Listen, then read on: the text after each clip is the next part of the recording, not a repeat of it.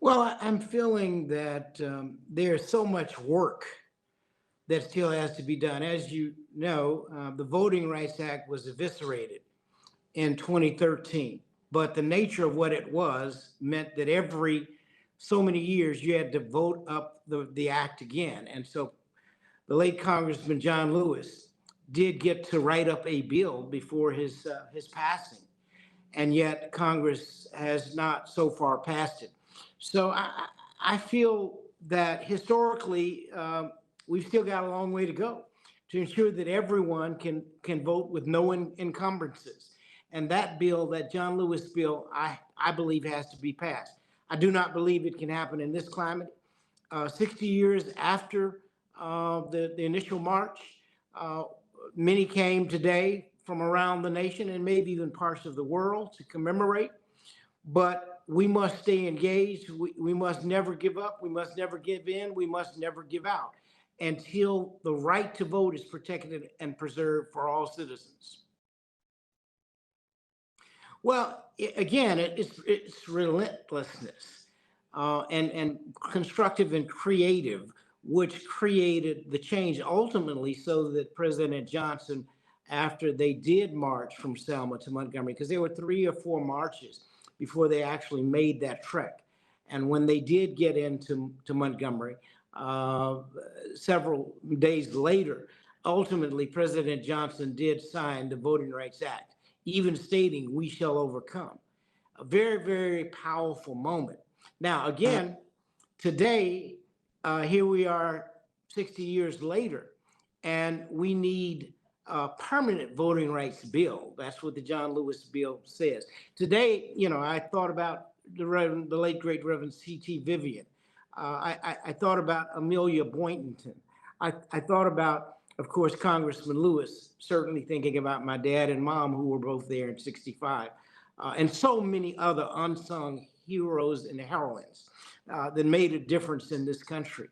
But we just aren't there yet. I mean, and the country as a whole, somehow we got to find out how do we bring civility back to the political space, the political discourse. We will never survive if we're at each other's necks and at odds. It doesn't mean we're going to agree on everything. But what it does mean is we can do this in a civil fashion so people can be treated with dignity and respect. That has to be brought back. It is not there at this particular moment. Well, history is interesting because oftentimes it is said that a people that do not remember their history are doomed to repeat the mistakes of the past.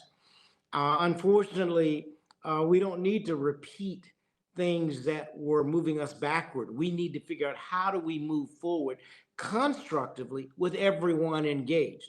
I was so happy today to see thousands of young people from colleges and universities and high schools, and they were very excited to be there to participate.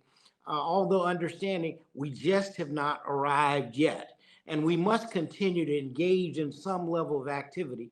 We need to be calling our congresspersons, calling our United States senators.